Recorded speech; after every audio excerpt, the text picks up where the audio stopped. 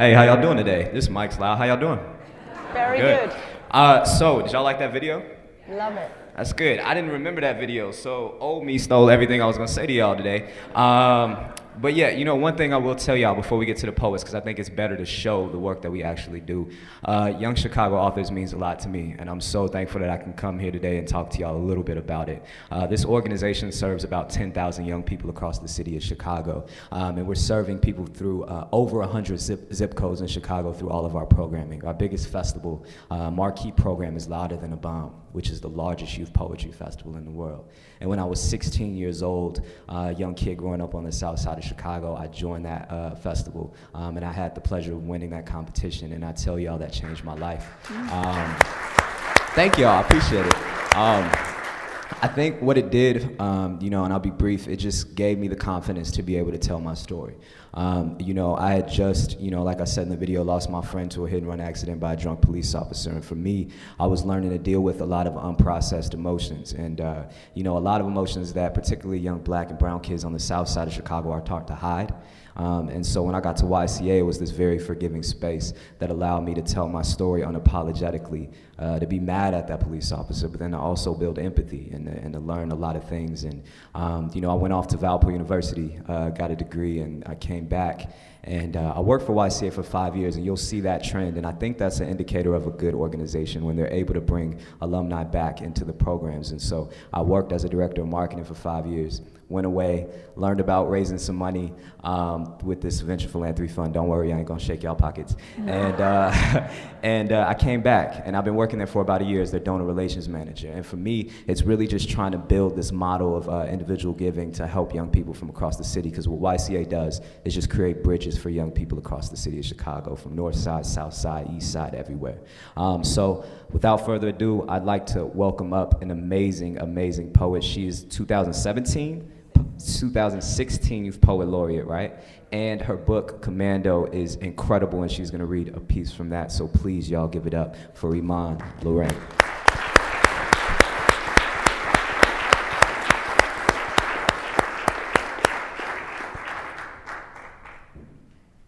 Hey, y'all. Happy Wednesday, everybody. Happy Wednesday. Wow, all y'all look like y'all had some chai tea lattes. Y'all look great. Y'all look great. How are y'all feeling today? Good. That's good. That's great. So I need some help, and I'm sure we need some help from y'all. Can y'all help us out with some things while we get these pieces going? Can we try some snaps together? Yes. Oh my God, look at y'all looking like y'all been to Norican Cafe. I love it. Y'all look like y'all done definitely seen Def Poetry Jam before. I loved it, right? And if you hear anything you like, just please show your love and support. But I'm gonna do the first piece from my poem, from my book, Commando, and then we'll get the show started. Is that cool? Awesome. Right.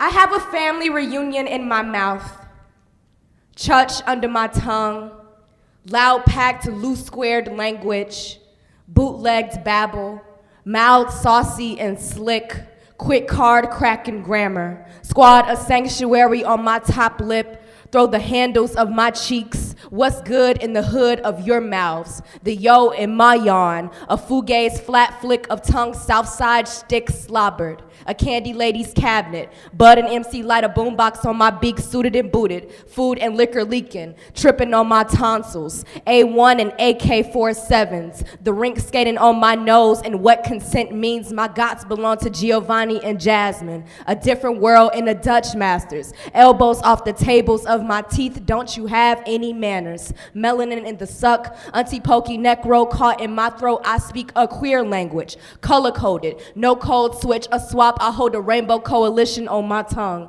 Obamacare in my back throat, let my mom claim the baby in my teeth for tax season, I speak sacrifice, Urban Dictionary in the suburbs, know my rights and speak them, loud, like my music, like my body, like my bossy, I speak my bossy, I speak Trina and Cardi B, I speak woman runs the house, I speak field and house, I speak house, Chicago, Chicago, Chicago, red line lingering licks, I speak sharp, sharp swords, Bible translation to revenues, avenues to boulevard, Cabrini Mouth, Mom's Greens, Leclerc Courts on 26th in California, I speak free my mans, I speak free my energies, I speak in royalist and concrete king queendoms. Thank you all. Woo! Yeah. Woo! Hey.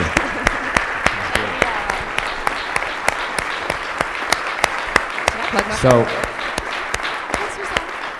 Thank you. I'm always amazed by Iman's work. So I saw her maybe like 7 years ago, and like it's just wild. Her work is incredible, y'all. And you know, one thing that YCA does is they start young people by just talking about the things they see around them in the city of Chicago, right? I think to get a young person to write, they believe that they are the owners of their own story and the stories that are around them, right? And so you hear a lot of that imagery in Iman's poem. And so Iman, I wanted to just ask you 2 quick questions. I'm gonna ask the same of everyone else. How did you get involved with YCA, and what are you doing now with the organization? So I was coming to YCA since I was 13.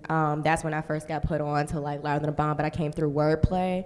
And that's when a lot of like people that was coming up in this renaissance, well, that are up in this renaissance were like coming through. So I was just like constantly going through to Wordplay and just making myself in that space and making sure that I was seen for myself, but also seen for like what I wanted to be, because I loved looking up at the teaching artists. And I was like, oh, I could do that. This is a job. I don't need no plan B, Miss McKimsey.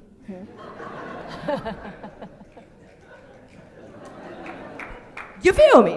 And so just continuing doing that, and then I did Louder Than a Bomb all 4 years of high school, won Louder Than a Bomb before. Internships, scholarships, Bomb Squad. Y'all see me when I was not as cute as I am now, you know what I'm saying? And then after that, just stayed on the right path, and now I'm a teaching artist on my 4th year, full-time teaching artist for YCA, so I done came full circle, baby. Came a long way. That's incredible. That's incredible. That's what's up. Yeah. And you probably heard a lot of little tidbits. We're going to get to another amazing poet in a second. But, you know, there's a lot of programs. And so throughout the organization, throughout the year, we're really trying to create weekly free programming for young people. And then also after Louder Than a Bomb, that starts with about 1,300 amazing poets from all over the city of Chicago, from about 110 schools. After that, we open up an application process for this thing called Louder Than a Bomb Squad. And we take about 12 young people and really help them develop their writing to another level. And these are young people who might want to go teach and write and become an artist professionally. And so that's something that Iman was a part of, which is great. Yeah. So now, next up, we have another amazing poet. And I want to introduce y'all to our 2017, 2018 National Youth Poet Laureate, Kara Jackson. Y'all make some noise for Kara Jackson. Woo!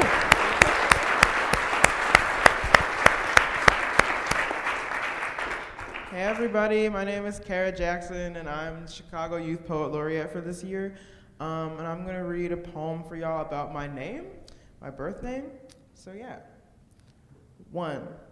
My name was supposed to be stuffed in a mouth, a tobacco so thick the letters smell. My name is a white woman waiting for a rescue, some Cadillac for her to stretch out on. I have been given a pricey cigarette name that sounds good over phone calls, a bright sneaker name. People have tried to call me someone wrong. They have called the wrong person in me. Let a car engine sit in the oil of my wrong name. Kara is a vehicle running through me, a bad toss of my name. A tangerine rightfully orange, this strange citrus I answer to, because my right name is too short to argue over, 4 letters not worth making food out of. Whatever name you give me, engine or American spirit, I'm all smoke for anyone trying to get north. What is this fire we are counting on? When did tobacco not do the trick of weaving something blacker than our own mouths? 2. Where is my joke name? My name that swallows my birth. Every country girl's right to be called something silly. Monica called Jerry, Deborah called Mickey, Carrie called Dit. Our blood is a punchline we defend. I want to be a joke too. I want my name to never stop knocking, to ask who's there and stick its tongue out. Thank you. Ooh.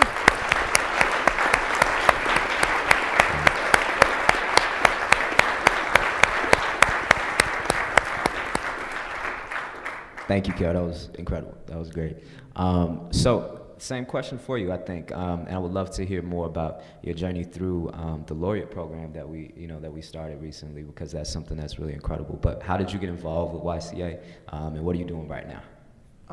So I got involved through YCA. Well, I went to Oak Park River Forest High School, which you guys may have heard of because there's a documentary series about us now on Stars.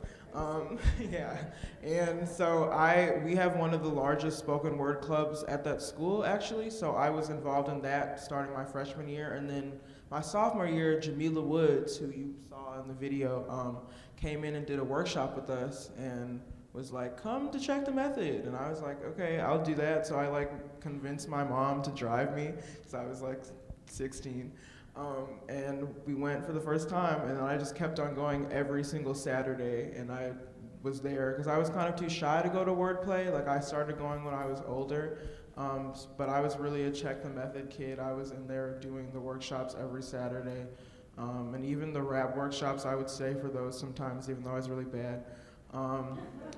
So yeah, I started doing that, and then my sophomore year is when I started doing LTAB, and so I did that till my senior year. I did all 3 years. In the third year, we went to finals, and then I also did Bomb Squad, which is an apprenticeship that Iman also did for 3 years, and so through that, I was asked to be the Youth Poet Laureate, and that's what I'm doing right now. I'm on a gap year right now to be the Youth Poet Laureate of Chicago. And then I'm going to Smith College, so I'm kind of sad because I'll be leaving this space, but I think to speak to what Demetrius said, I know that I'm always gonna come back, and I'm probably gonna try to be a teaching artist, or I'll be around. So I really appreciate the space for always letting me come back and always encouraging people to come back, because as you can see, that's a really big trend. So yeah.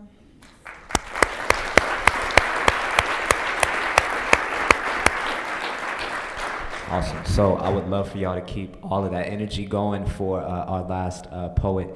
And Luis is very, very special, y'all. We're going to hear a little bit more about his residencies. He's a new teaching artist with YCA. You're teaching in Little Village right now? Yeah, so we're going to hear a little bit about that. But please show all your love for Luis Carranza.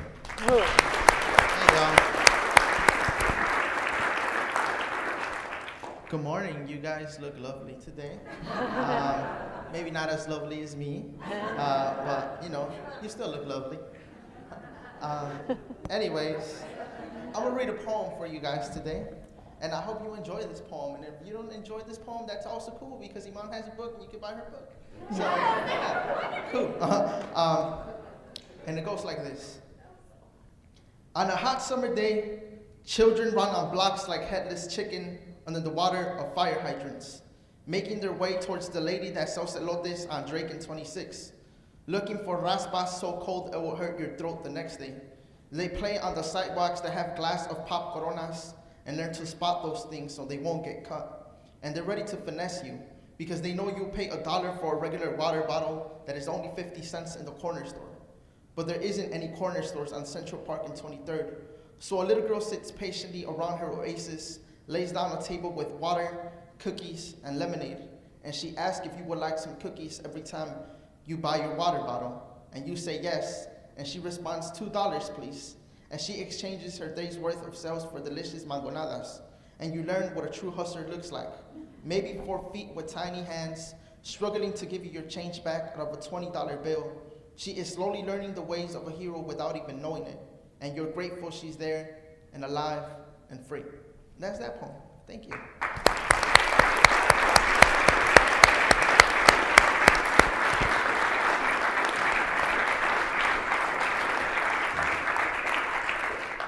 Awesome. So same question for you, Luis. I think I'm really excited to hear about Little Village because, hey, that's what's up. But also, just how'd you get involved with YCA, and what are you working on right now? Yeah, so how I got involved with YCA, I started writing in grammar school because they had a team, but I didn't make that team because I was pretty bad. Then I watched a Louder Than a Bomb documentary, and I tried out again in high school because they also had a Louder Than a Bomb team. And the only reason why I got put in there was because the seniors were leaving, so there wasn't any other people to work with.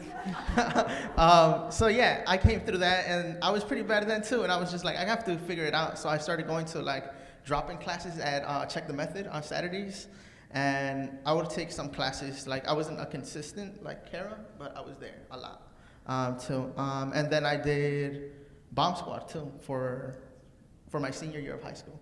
And now I am a teaching artist at YCA, and I'm working on a collection of poems.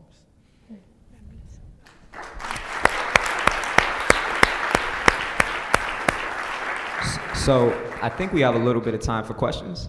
Yeah, so if any of y'all have some questions, feel free to just raise your hand or something like that. We'd love to answer them for y'all. You've mentioned Louder Than a Bomb several times. Can you just talk a little bit about that, just a little more about that competition? For sure, yeah, and y'all can chime in at any time. If I miss something, y'all pass the mic down, interrupt me, I don't care. So, Louder Than a Bomb was started in 2001, and it was started out of a huge necessity. Our founder, the co-founder of Louder Than a Bomb, Kevin Koval, who's our artistic director right now, saw a real need. The towers had just fallen. And in Chicago, they were trying to start a city ordinance that would lock up kids who were moving in more than, actually in groups, so even more than 2 young people. Correct me if I'm wrong, Nick, more than 2 young people in the city of Chicago. And we really just wanted to provide a space for young people to be able to just tell their stories and feel like they can build community. And what started in a basement at the Chopin Theater with 4 teams turned into, last year 110 teams. And basically what the festival is, young people start at their schools or their community orgs, and they find a sponsor. And so we've done a lot of the groundwork around the years, because it's a very scalable model, right? You come into a school and you have a teacher just be a sponsor or something like that. They find the young people in the schools. And so what YCA's part is to bring in teaching artists into the schools to help them, and also provide curriculum to those coaches so they can help the students. And so when the festival rolls around, October to fall is like basketball season. You see young people at Team Inglewood, when Team Inglewood was still thriving in a lot of ways. You'd see the kids walking down the halls like they were basketball players, the poets, right? OPRF is one of the largest programs, right? And then you have some starter schools. And so, but basically how the festival runs is it's from February to March. February, young people come to Tilden High School on the 16th, and it's 1,300 young people in one space, building community together. And then throughout the next month, it's basically a poetry competition. And how a poetry competition goes, I'm gonna let Aman talk to y'all a little bit about that. Yeah. Whoa. It's loud, I told you. Get right now, just I think that's something that is also interesting, or like what you were like talking or asking me to ask, is that Louder Than a Bomb really is what's so creative and so special about YCA and Louder Than a Bomb, is that in the overall idea of 13,000 students, it's really hard to like think about or grasp the idea of, of special selections, or like keeping an eye out for special students, or like, keeping an inner community going in such a bigger community. And I think that is when like Louder Than a Bomb becomes a festival, because of all of the things that comes with it. Like how even if you don't make it to finals, you have indie finals, we have Jordan Slam, we have Curiosity. So we have so many little elements to like make yourself seen and make yourself visible. And I don't think if it was for Louder Than a Bomb, I would have never been the first Youth Poet Laureate of Chicago. Yeah. And it just is, I don't It's know, a lot, man. and we It's try so to tell dope. y'all. Like, And I don't the- know what And I think the cool thing is, all right, so basically the fun thing is, what y'all need to know, it's a poetry slam style, right? So you have 4 teams going up on stage and about. There are 5 rounds. You have 4 indie poets, no more than 3 minutes. So every young person is guaranteed a time to touch the stage, right? And that final round is a group poem. So you have to work with a group for months to come up with a group poem. It's like us, like, spitting some stuff right now for y'all, and it's really hard, but it's also a lot of fun. And then that culminates at team finals. I think that's March 17th, maybe this year, at the Auditorium Theater. So picture 4,000 people coming to see young poets doing their work, and it's incredible, y'all. I think it's a lot more we could say about LTAB, but it's just incredible, y'all. Anybody else have some questions for us? Yes, sir.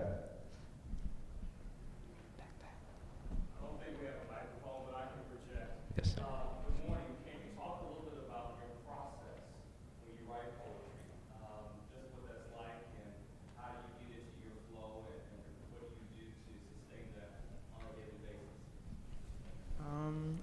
say that I can't write poems unless I read them. So that's where my process starts, and I think a lot of people will kind of act like you can just like poems just materialize in pockets or something and we can just pull them out. But I really have to read. I think that's just a really notable part of the process, and that's actually where it starts. Like if I can tell that I'm not ready to write a poem if I haven't read like a few books that week. And so I'm really avid about that. And then in terms of actually writing, I kind of rely on a lot of the narratives that I've documented in my own life and a lot of the stories that I've been told and that have been passed down to me. And a lot of my work is investigating my family, so I kind of have to rely on what I've seen and what I've heard, and then using that and inserting it into forms. If I want to write a sestina, I need to understand the sestina form, or I need to know how to write a sonnet, or maybe American sonnet, because those are popular now. And just knowing what form I want to take it in, and then using that form to project my narrative. And that's kind of how it works. And I think also editing is also just a huge part of the process, because a lot of these poems you heard today are really awesome, and all of these poems were edited very heavily, I would say. And that's really important, because most poems are we try to prevent, at least at YCA, we don't want poems to be our babies. We don't want to feel we have to abandon them, they're not something cute that we can just coddle and make them feel better. They're poems. We need to destroy them and rewrite them and make them sad and go through hell, and then have really good poems afterwards. So I think the editing process is also, the reading process and the editing process are probably two of the most important things that go into creating a poem. And then you have a poem, and it's awesome. Yeah, I think that was very great. Yeah, for me, it's pretty much the same. I consume a lot of poetry in order for me to create poetry, but it's also I think about when I die, right? What are the stories that I want people to take from me? So I try to think about what would my poetry look once I'm not here. So I think about that a lot, and I think about people like that, and I think about I want to tell stories about my parents, and I want to tell stories about the kids in my neighborhood. I want them always to be remembered, and I think that it really starts within my community. I try to picture a lot of things and tell those stories. Fabulous. Tom, one more question, are we done? Yeah, I'm afraid we're on a All right, good. tight schedule. Yeah, no worries. Reese, Eamon, Cara, Iman. Demetrius. Iman. Sorry. And Nick at the back, who hosted us yesterday. There was a group of us, 7 of us, who went to your building, and we got a chance to spend 90 minutes with you, and it was truly stunning. I've grown up hating kind of poetry because it was essentially a bunch of dead old white people that I really didn't like. And you guys opened my eyes to how brilliant it was. I can speak for our group. It was an honor and a privilege to spend time with you. I think it's been an honor and a privilege for everybody here to hear you today. I hope you'll hang out during the break so people can ask a few more questions to you. But ladies and gentlemen, a huge round of applause.